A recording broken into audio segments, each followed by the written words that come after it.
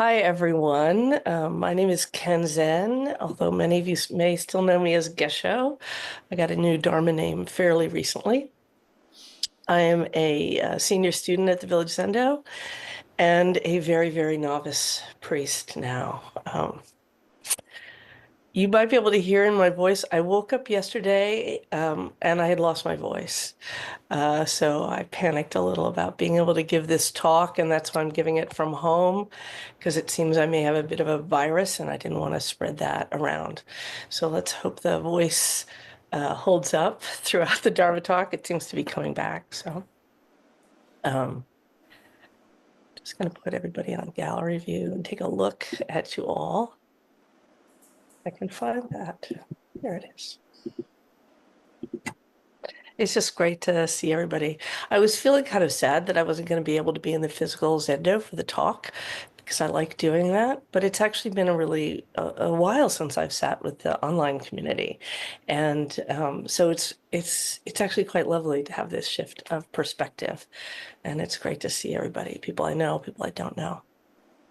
I'm going to talk today a bit about practice, and that's because, as you may or may not know, Sarah, you and I are leading the Path class this year, and the theme is practice, and is specifically writing as a form of expressive practice. And because of that, it's just excited a lot of my thinking or feeling about what practice might be, and in particular, what is expressive practice, which is a term that we use, but it's actually not very widely used. So it seems nice to explore that a little bit. So practice is a word whose roots are in words for doing. So it's a kind of an action.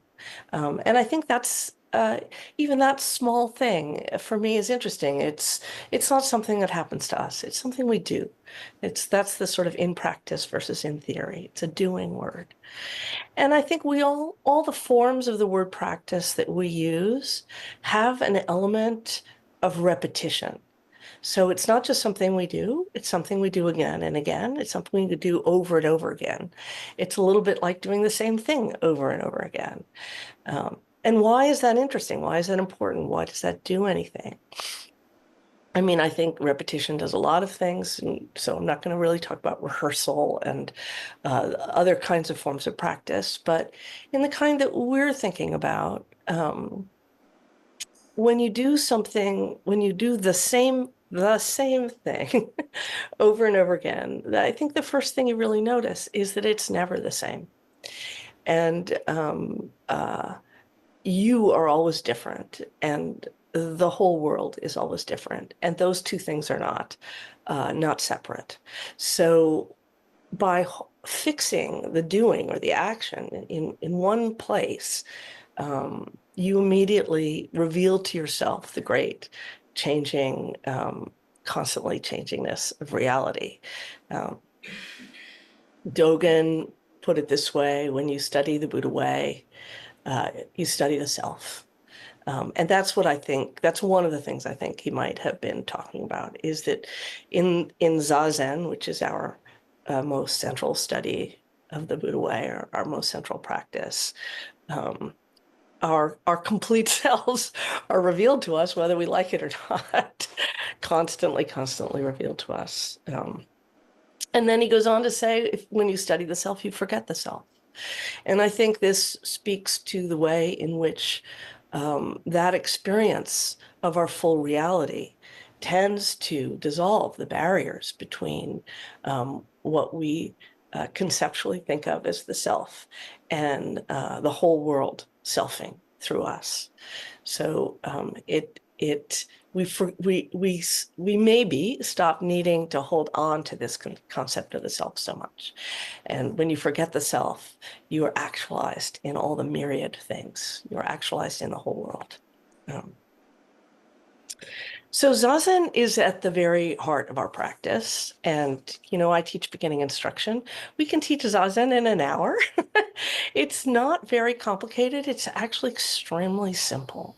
And most of that hour is spent talking. Some of that hour is spent just sitting, of course.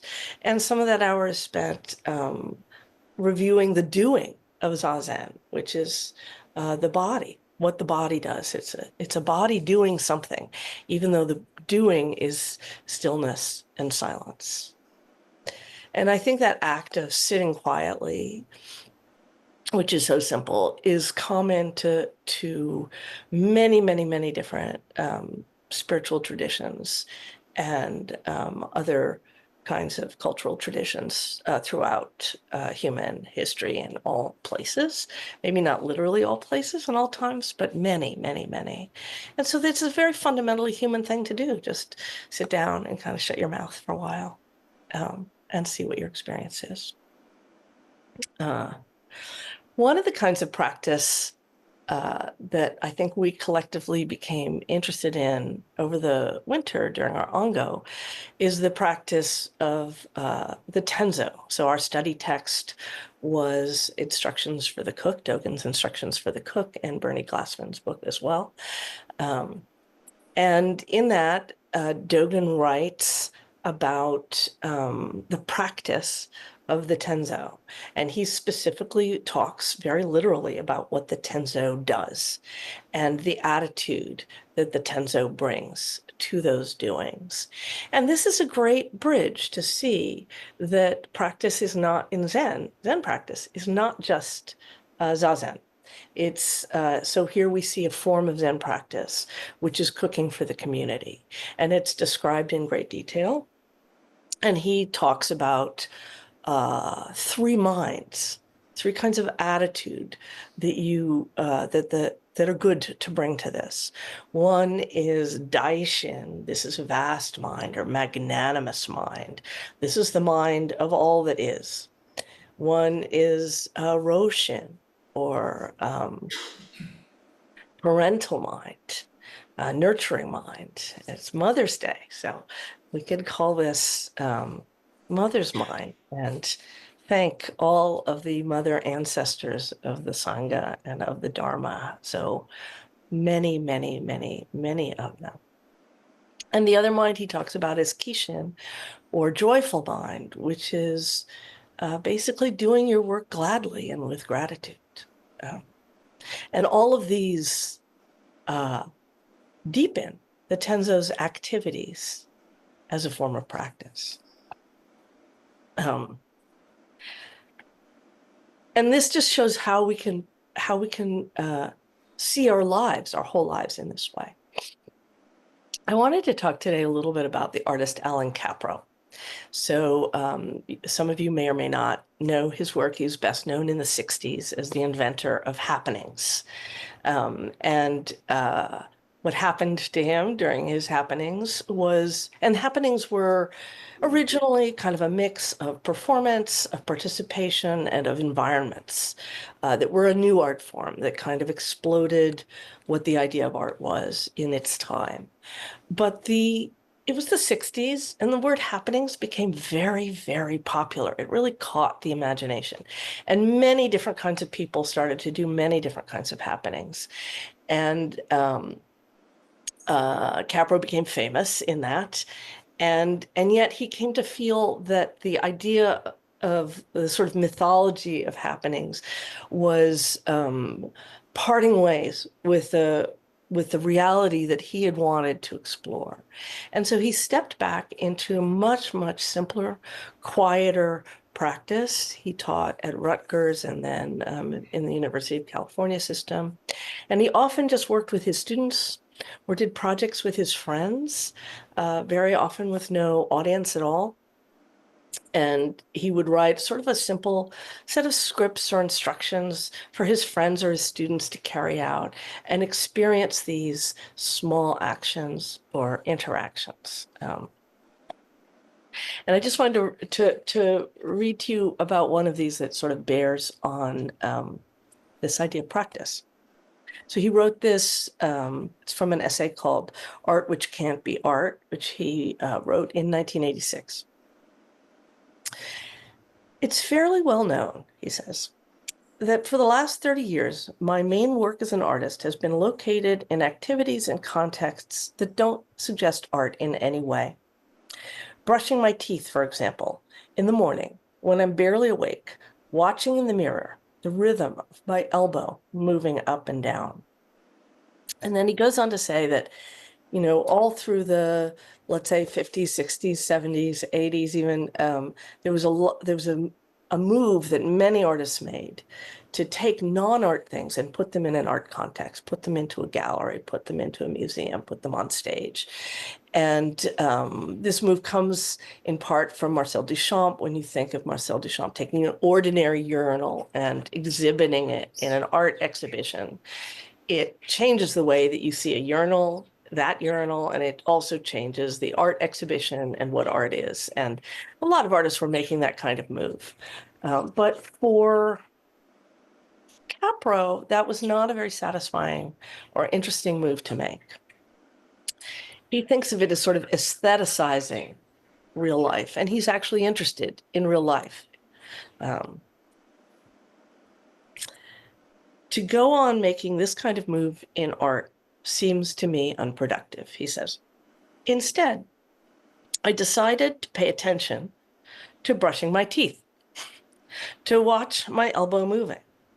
I would be alone in my bathroom without art spectators. There would be no gallery, no critic to judge, no publicity. This was the crucial shift that removed the performance of everyday life from all but the memory of art. I could, of course, have said to myself, now I'm making art. But in actual practice, I didn't think much about it. My awareness and thoughts were of another kind. I began to pay attention to how much this act of brushing my teeth had become routinized, non-conscious behavior, compared with my first efforts to do so as a child. I began to suspect that 99% of my daily life was just as routinized and unnoticed. That my mind was always somewhere else, and that the 1,000 signals my body was sending me each minute were ignored. I guessed also that most people were like me in this respect. So there he's making, in a way, brushing his teeth a kind of practice, kind of an art practice, kind of not. And I think this points to another aspect of practice. It's not merely doing something. It's not merely doing something repeatedly over and over again. It's also doing something with your full attention, with your full self. And I think, for me, very importantly, with curiosity. So it turns out, I hadn't really understood this, I hadn't known this, that Allan Kaprow was actually a Zen student.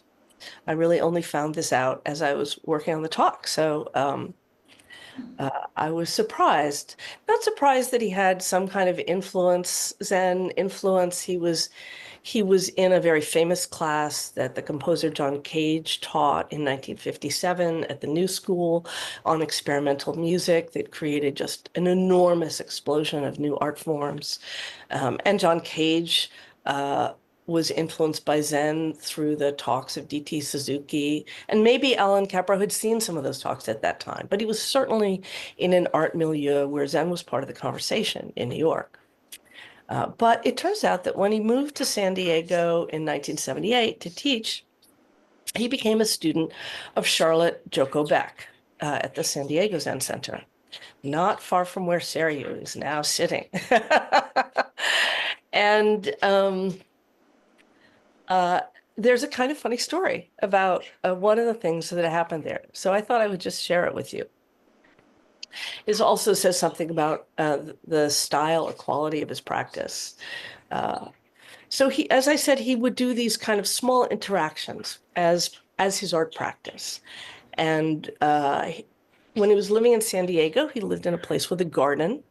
And as gardeners do, he cultivated his soil to make it rich and beautiful and productive.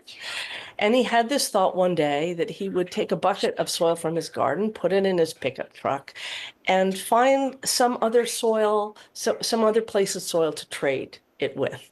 Trade his bucket for that place's bucket. And then keep going. Trade that place for another place and another place for another place. And that was going to be the work. And so one Wednesday, apparently he went to the Zen Center on Wednesdays. One Wednesday, he goes to the Zen Center and he sees a friend who's living there, whose name is Ben Thorson. And he says, "Can I exchange my bucket of dirt for a bucket of dirt from here?" And Ben Thorson says, "Okay," as one would. Um, and then I'm just going to read to you a little bit of this account of what happened next. I went to get the bucket of dirt and shovel. When I came back, Ben said, "I've got a better idea. Let's crawl under the Zen Center and get the dirt from just below the seat of our teacher, Charlotte Jacobek. That'll be heavy-duty Buddhist dirt."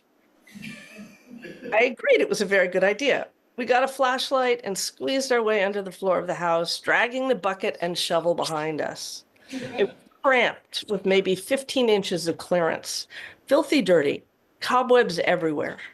But we couldn't determine the exact spot we were looking for. So Ben said he would go back out and he would tap on the floor above. I could move over to where his taps were and tap back to him. That's what we did. At the right place under the floor, I scooped out a hole in the dreadful dirt that was only construction remnants. Replacing it with my garden dirt would be an improvement, I thought, uncharitably. In any case, the heavy-duty Buddhist vibes were the main consideration. So I wiggled out with the stuff and brushed off my clothes. Ben was thoroughly amused by then and said, "What are you doing this for?" I said, "Oh, that's what I like to do. No big deal." He said, "Well, I guess it's no sillier than sitting on a cushion for hours doing nothing, as we seem to do at the center." We talked for some time about the meaning of life. And then he goes on, a few weeks later, he's at a garden nursery. And he is, "Oh, this is a good place. I'll do another exchange here." And he asks the woman who's running the nursery, and she says yes. And he tells her this story of where the dirt came from, of this heavy-duty Buddhist dirt. He says, "She was clearly impressed by the Buddhist part. I thought you were an artist." I said to her, "Yes, and this is what I did." "I thought you were a college professor." "Sure, I teach this sort of thing, trading dirt." "They pay you for it?" she asked me. Then she thought a moment. "But it's not serious. It's what my grandson does." She gestured toward the child playing on the floor with corn husks. "What's serious?" I said to her. So we had a long talk about the meaning of life while I dug a hole at the side of the road. As I was about to pour the Buddhist dirt into it, she tossed some dry seeds into the bucket. I said, "What did you do that for?" "Why not? It can't hurt," she said. And then they had, so all of these were encounters of trading dirt but also conversations about the meaning of life and about the meaning of these kinds of actions. And he went on and did this for about 3 years until he no longer lived in a place that had a garden.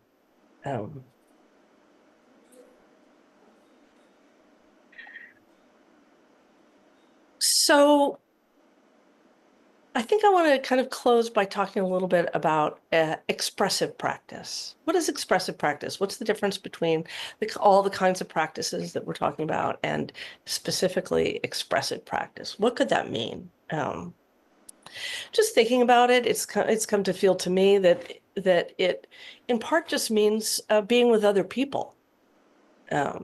So we all know that we think of zazen as our own personal practice, but when you do it in a group, you can feel very keenly the expression in the zazen of everyone around you, the expression of how they sit. And it has a very powerful effect, I think, at least for me.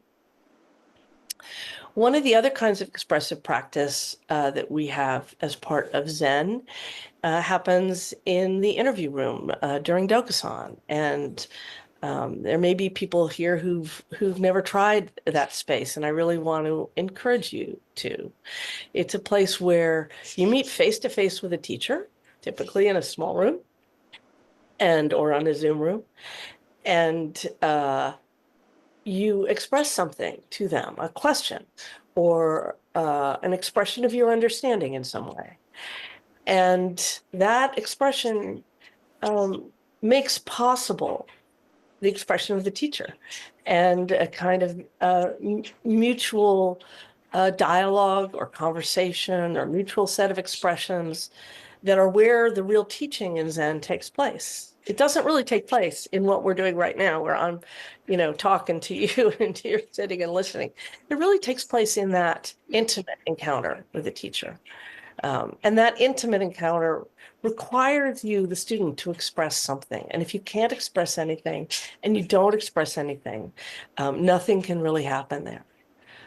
So it's a place where you practice expression regularly if you see teachers regularly. And then we also think of expressive practice as being, all of the arts. We're very lucky to have poems written by members of the Sangha of the Buddha in India at that time, talking about expressing their understanding, expressing their life experience. They're very powerful poems that I think we're very lucky to have. And you can see all of the arts in expressive arts in China and Japan, many of which are infused with Buddhist teachings. So this is calligraphy, poetry, painting, all of those become kind of one thing in China. And in Japan, many craft movements become infused with the Buddhist teachings, with Zen understandings. So you could say ceramics and other crafts. So we have like a lot, really so much expression from the past. All of the texts that we read are in some sense expressive arts. So these expressions communicate something to us. And they communicate not just by their content, whatever that might be, but by their manner, by their way, by their form of mind, in ways that can't fully be accounted for. And then there's the Tenzo, to come back to the Tenzo again. So there's the Tenzo attending to his own practice with this magnanimous mind, this nurturing mind, this joyful mind, carefully cooking in the kitchen. But once the food reaches the Sangha, it's suddenly an expressive practice. And I think any of us who've had an experience of being on retreat with a Tenzo or having a Tenzo at Zazen, you know that receiving the food, you are really receiving the expression of that person in a very material and yet also, we might say, spiritual kind of way. And that is a reminder, therefore, that all of our work that involves other people has the potential to be a kind of expressive practice.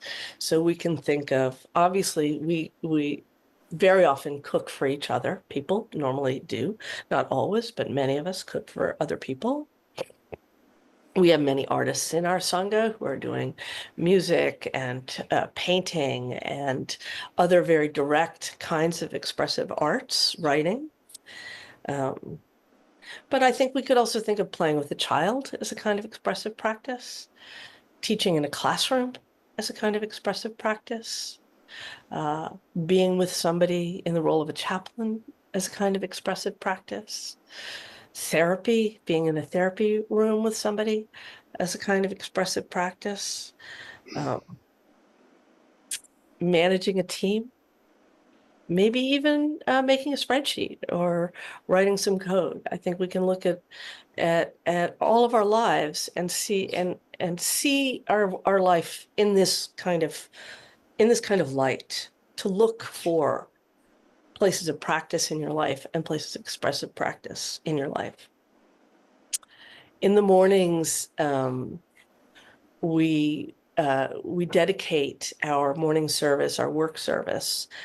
May our daily work be a source of practice, awareness, and compassion.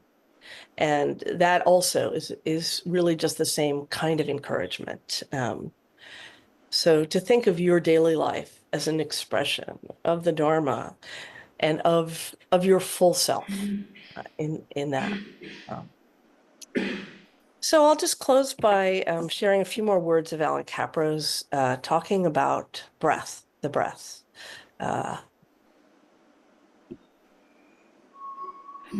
He says, this is from an essay called Performing Life, which is from 1979.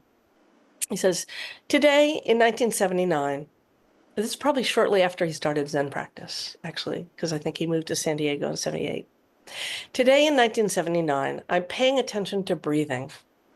I've held my breath for years, held it for dear life, and I might have suffocated if, in spite of myself, I hadn't let go of it periodically.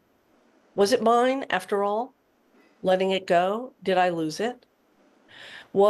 Is exhaling simply a stream of speeded up molecules squirting out of my nose?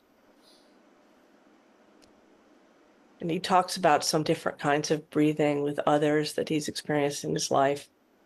And then he says, there's also the breathing of big pines in the wind you could mistake for waves breaking on a beach, or city gusts slamming into alleyways, or the sucking hiss of empty water pipes, the taps opened after winter. What is it that breathes? Lungs? The metaphysical me? A crowd at a ball game? The ground giving out smells in spring?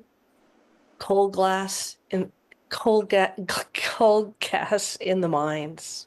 It's kind of funny to me that he ends with this less romantic part of reality. But I think he's feeling that situation where all of reality is always breathing, and all of reality is always practicing, and all of reality is always expressing.